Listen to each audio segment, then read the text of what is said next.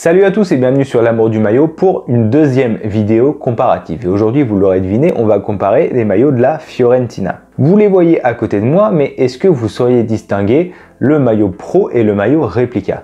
Franchement, moi, de prime abord, j'aurais été incapable de les différencier. Alors certes, quand on les regarde, on voit que le bord des manches est différent, qu'il y en a un avec un liseré blanc que l'autre n'a pas, mais au-delà de ça, quand on les regarde, il est impossible de dire quel est le maillot pro et quel est le maillot réplica. Et c'est d'autant plus fou que quand on les compare de près, ils sont identiques en énormément de points. Le pays de fabrication est le même. Les logos du club sont les mêmes. Le logo Lecoq Sportif est exactement le même, il est imprimé en feutrine. La façon dont le logo du club est brodé est identique. Vous le voyez, c'est vraiment un simple fil qui tient le logo. Le détail des tailles dans l'encolure est le même, le col en lui-même est identique, les coutures sont les mêmes. Bref, quand on est face aux deux maillots, on se dit mais c'est pas possible, en quoi est-ce que tel maillot est différent de l'autre? Et en fait, c'est très subtil ces deux maillots qu'il faut avoir dans les mains pour s'en rendre compte. La différence entre le maillot pro et le maillot réplica, c'est que le maillot réplica, à l'intérieur, il est couvert d'un fin revêtement un petit peu doux, qui alourdit un peu le tissu, mais qui le rend beaucoup plus confortable, tandis que le maillot pro, lui, est en polyester un peu plus respirant et un petit peu plus fin. Mais honnêtement, quand on les porte, ce qui est fascinant, c'est que le maillot réplica a une coupe plus ajustée que le maillot pro.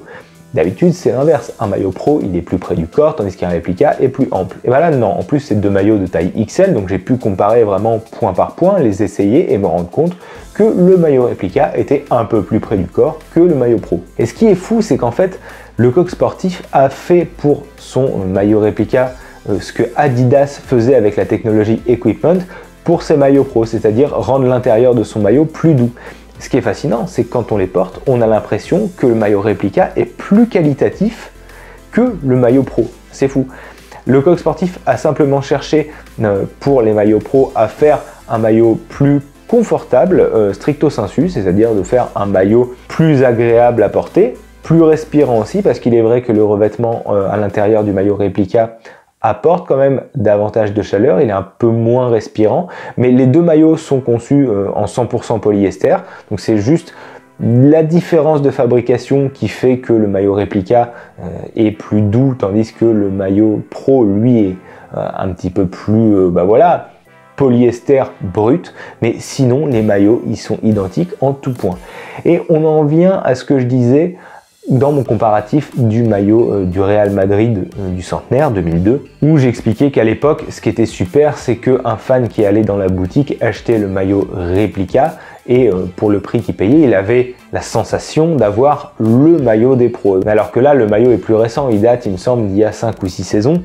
Et du coup, c'est quand même surprenant de la part d'un équipementier comme Lecoq Sportif d'avoir fait deux maillots aussi proches, mais c'est tout à leur honneur parce que les fans qui achètent un maillot réplica ne se sentent pas floués, ne se disent pas j'ai un maillot au rabais, j'ai un maillot bas de gamme, ils ont vraiment la sensation d'avoir le même maillot que les pros sur le terrain et ça c'est quelque chose que j'apprécie. Pour moi c'est ça en fait un maillot réplica, ça doit vraiment être au plus proche possible du maillot qu'on trouve sur le terrain et à mon humble avis, aujourd'hui je trouve que les maillots pro qu'on trouve en boutique ou Player Issue authentique devrait être la norme, devrait être les maillots réplica, qu'il devrait y avoir beaucoup moins d'écart entre les maillots des pros et les maillots réplica, et que, on le sait, les pros sur le terrain portent pas exactement la même version que le Player Issue authentique qu'on trouve en magasin, surtout chez Adidas et Nike, où chez Nike la coupe est un petit peu plus ajustée et l'étiquette est thermocollée, tandis que chez Adidas, chez les pros, ça va être des tailles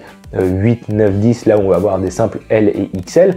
Mais ça, je trouve que c'est une différence qui est assez justifiable en fait. Ça va en fait comme différence et c'est un petit peu du même ordre de ce qu'on trouve comme différence sur ces deux maillots-là ou encore sur celui du Real 2002. Pour moi, c'est suffisant et pour moi, ces maillots-là ne devraient pas être commercialisés au prix de 120 ou 130 euros, mais devraient être commercialisés au prix d'un maillot réplica, donc en moyenne 80 euros, et devraient être la norme parce que c'est anormal pour les fans aujourd'hui de devoir débourser 140 € pour avoir un maillot presque comme les pros, mais qui ne l'est pas vraiment. Donc voilà, j'espère que ces deux comparatifs vous ont plu. Le but était vraiment de mettre en avant le fait que les équipementiers à l'époque étaient un petit peu plus sensés dans les écarts qu'ils faisaient entre le réplica et le maillot Player Issue, et surtout que les raisons mercantiles poussent principalement à la création de deux versions qui sont complètement opposées, l'une avec des logos brodés aujourd'hui tandis que l'autre est floqué, alors que ce serait tellement plus respectueux, je trouve, des fans de faire une seule version,